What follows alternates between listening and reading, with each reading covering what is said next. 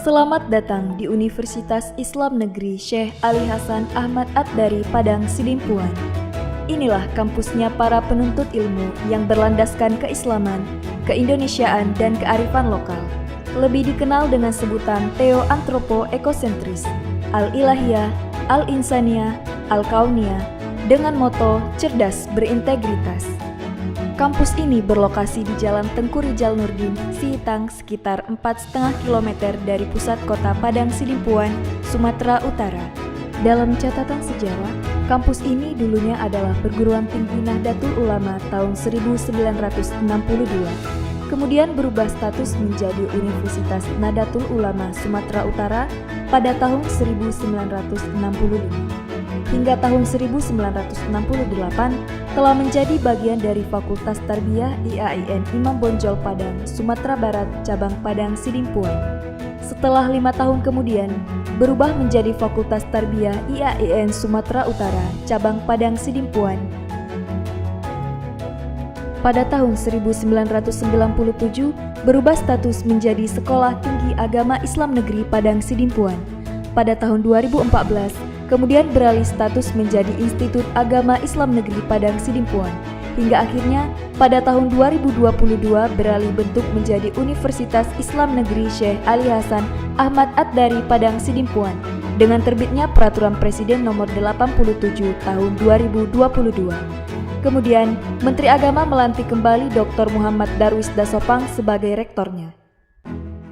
Menjadi status Universitas Islam Negeri, kampus ini telah mengambil bagian dalam integrasi, interkoneksi, interdisipliner dalam pengembangan ilmu pengetahuan dan keislaman di dunia akademisi, baik secara nasional dan internasional, khususnya di kawasan Asia Tenggara. Untuk itu, kampus ini memiliki visi untuk menjadi Universitas Islam bertaraf internasional yang memiliki paradigma keilmuan Theo-Antropo-Ekosentris, Al-Ilahiyah, Al-Insaniyah, Al-Kauniyah dalam membangun masyarakat yang saleh, moderat, cerdas, dan unggul.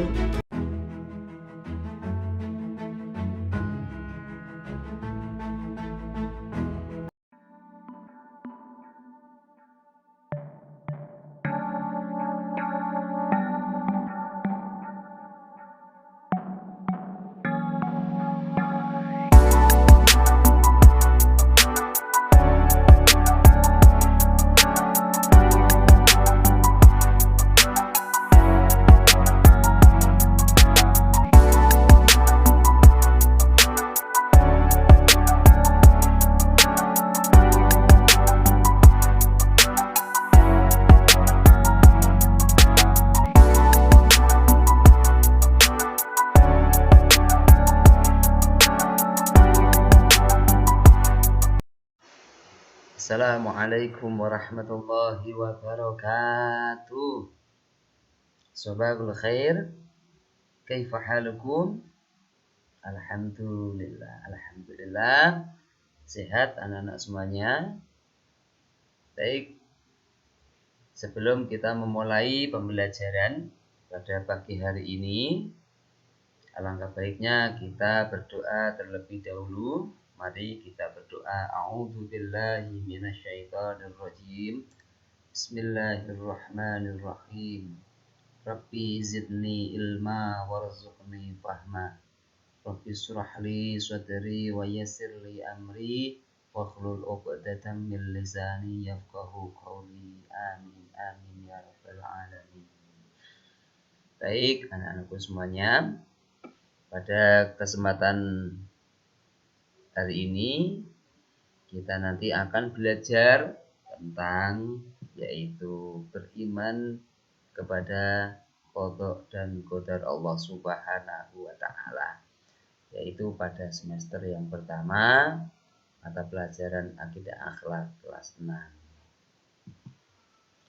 Sebelum masuk kepada materi, perlu anak-anak simak yang ada di layar. Di situ ada capaian pembelajaran, bisa dilihat. Kemudian tujuan pembelajaran. Peserta didik anak-anak atau siswa-siswi mampu memahami qada dan qadar dalam kehidupan sehari-hari. Juga hikmah qada dan qadar sebagai landasan dan motivasi beraktivitas agar bernilai ibadah dan berdimensi ukhrawi. Baik anak-anakku semuanya, masuk kepada materi, yaitu beriman kepada qada dan qadar.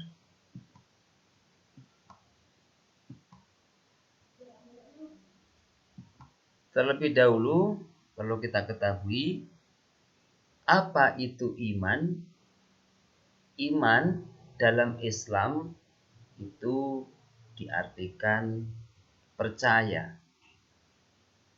Kemudian dalam istilah atau menurut istilah yaitu sebagai keyakinan bulat yang dibenarkan dalam hati, diikrarkan oleh lidah, kemudian dimanifestasikan dalam amalan atau pembenaran dengan penuh keyakinan tanpa adanya sedikit pun keraguan mengenai ajaran yang datang dari Allah Subhanahu wa taala dan Rasulullah Shallallahu alaihi wasallam. Kemudian selanjutnya, apa itu qada dan apa itu qadar? Kita rinci satu-satu. Yang pertama, qada.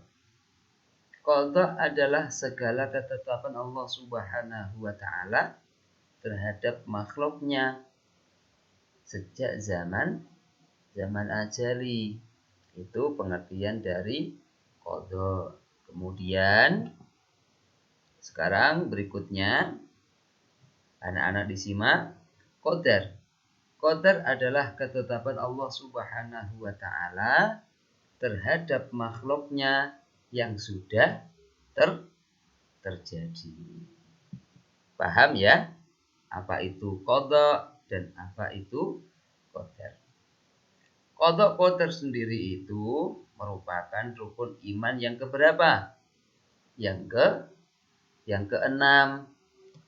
Coba, rukun iman itu ada berapa? Ada 6. Coba disimak.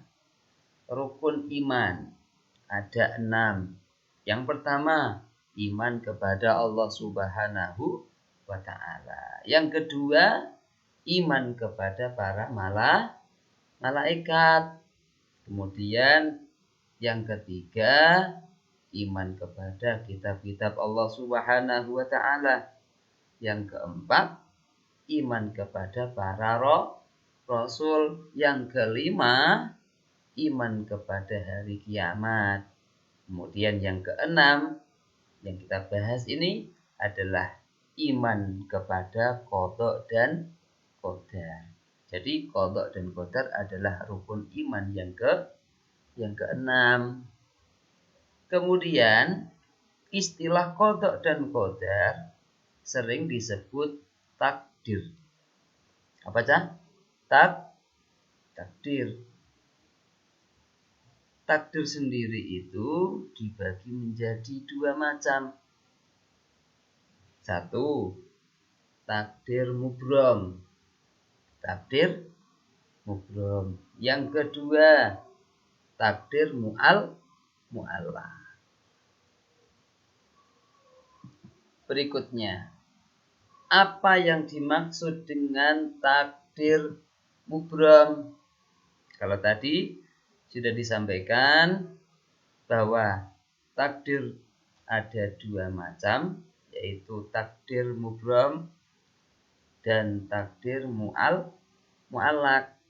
Sekarang pengertiannya, apa yang dimaksud dengan takdir mubrom? Yaitu takdir atau ketetapan Allah Subhanahu wa taala yang tidak dapat dirubah oleh usaha dan doa manusia. Contohnya apa? Takdir yang tidak bisa dirubah. Contoh, kematian. itu sudah menjadi ketetapan Allah, tidak bisa dirubah. Kemudian contoh lain jodoh.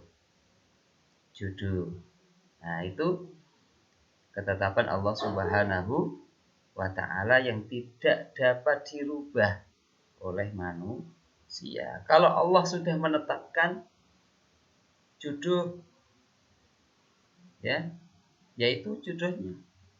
Kalau Allah sudah menetapkan tentang kematian seseorang, kalau kita lihat dalam Al-Quran disebutkan la yastakhiruna sa'atan wa la yastaqdimun, ya kan? Jadi kematian itu tidak bisa ditunda-tunda. Kalau memang itu sudah menjadi ketetapan Allah, maka terjadi. Tidak bisa dihindari oleh manusia atau diubah oleh manusia. Yang kedua, yaitu takdir mu'allaq. Takdir mu'allaq adalah ketetapan atau takdir yang dapat dirubah oleh usaha dan doa manusia. Contohnya apa?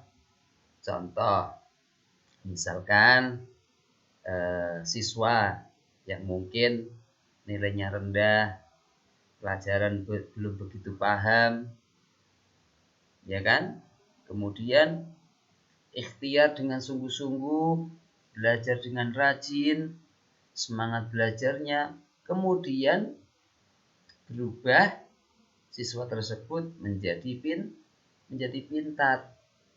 Maka itu adalah salah satu contoh takdir mu'allaq. Dengan kesungguhan, dengan rajin belajar, kemudian nilai bertambah menjadi siswa yang berprestasi. Contoh yang kedua, misalkan orang yang tidak mampu atau bisa dikatakan miskin, kemudian bekerja dengan semangat, ikhtiar dengan sungguh-sungguh, kemudian orang tersebut